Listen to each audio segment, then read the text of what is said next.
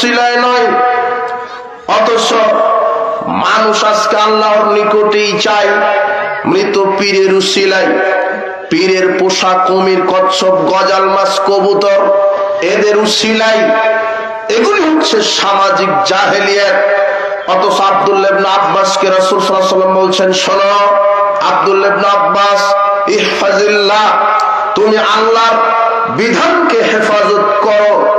আল্লাহর বিধানকে যদি হেফাজত করে থাকো তাহলে আল্লাহ তোমাকে হেফাজত করবেন।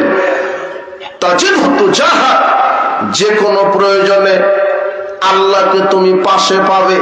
ওয়াইজা সাআলতা ফাসআলিল্লাহ, যখন কিছু চাইবে আল্লাহর কাছে চাইবে।